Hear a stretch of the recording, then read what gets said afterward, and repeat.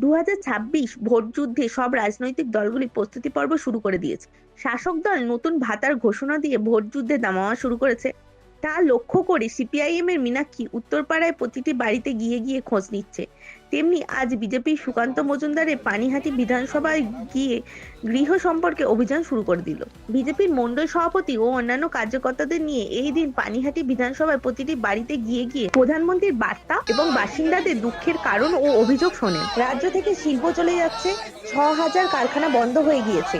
ভাতা আমরা এলে আমরাও দেব, আরো বাড়িয়ে দেব। আমরা না এলে অন্য যদি সরকার আসে তারাও বন্ধ করবে না। কাজ যদি না থাকে মানুষের, তবে করবেটা কি? কাজ দরকার। কার্যত প্রত্যেক বাড়ি বাড়ি গিয়ে এদিন জনসংযোগ গড়ে তোলেন কেন্দ্রীয় মন্ত্রী। কোনো মানুষই এই কথা বলছেন যে শিল্পের অভাব, কাজ দরকার, মানুষের হাতে কাজ না এলে পরে মানুষের কোনোভাবেই শিক্ষিত বেকার যুবক যুবতী যারা আছে তাদের যদি কর্মসংস্থান না হয় তারা কতদিন আর এইভাবে মানে অন্য রাজ্যে গিয়ে কাজ করবে, বা কেউ 1,500 টাকার ভাতা নেবে, কেউ 2,000 টাকায় ভাতা করলেন আপনি, এই দিক কতদিন চলতে পারে? তো নিজের পায়ে দাঁড়ানো। আজকে আসলেন পানিহাটি বাড়ি বাড়ি ঘুরছেন, কি বলবেন? মানুষের মধ্যে উৎসাহ আছে, মানুষ আপনার বলা হলো লক্ষ্মী ভান্ডার নাম চেঞ্জ করে অন্নপূর্ণা ভান্ডার করবেন, কি বলবেন? না, মহিলারাও সেটা জেনে গেছেন প্রত্যেক বাড়িতে যে বিজেপি এলে আরো বেশি টাকা অন্নপূর্ণা ভান্ডারের মাধ্যমে মহিলাদের অ্যাকাউন্টে পৌঁছে দেবে। এবং তার সাথেও বড় কথা আমি দেখতে পাচ্ছি ম্যাক্সিমাম মহিলারা বলছেন কাজের কথা। কাজ দরকার একটা হাতে, বাড়ির বেকার যুবক যুবতী, কারো ছেলে, কারো স্বামী, কারো ভাই, কিন্তু প্রত্যেকেরই ডিমান্ড একটাই, সেটা হচ্ছে কর্মসংস্থান চাই, কাজ চাই।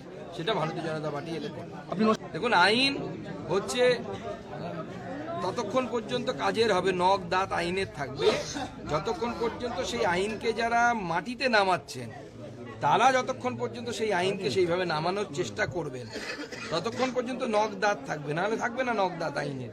আপনি আইন আছে মানবেন না, কার কি করার আছে? এই ভোটের সময় আপনারা দেখেছেন সেই নির্বাচন কমিশন একের পর এক কড়া পদক্ষেপ নিচ্ছে, পুলিশকে এই করা উচিত, অমুক করা উচিত, তমুক করা উচিত, মানছে না। না মানলে পরে কার কি করার আছে? আমি কালকে অভিযোগ তুলেছিলাম যে প্রাক্তন আমাদের মুখ্য সচিব তিনি ছিলেন হচ্ছে বৈঠকে হাইকোর্টের, ওনারা বলছেন না চিফ সেক্রেটারি বলেছিলেন। তাই আমি হাইকোর্টের যে অর্ডারটা কালকে পড়েছিলাম, নিশ্চয়ই আপনাদের সুপ্রিম কোর্টের যে অর্ডারটা আপনাদের কাছেও আছে, তাতে কোথাও বলা নেই যে chief secretary or the representative of the chief secretary, শুধু চিফ সেক্রেটারি বলা আছে। গ্যাসের দাম কমানোর জন্য আপনাকে বলা হচ্ছে। আমরা তো সেই প্রস্তাব রেখেছি যে 2টো করে সিলিন্ডার আমরা বছরে ফ্রিতে দেবো, যেরকম আমাদের বিভিন্ন রাজ্যে সরকার দিচ্ছে।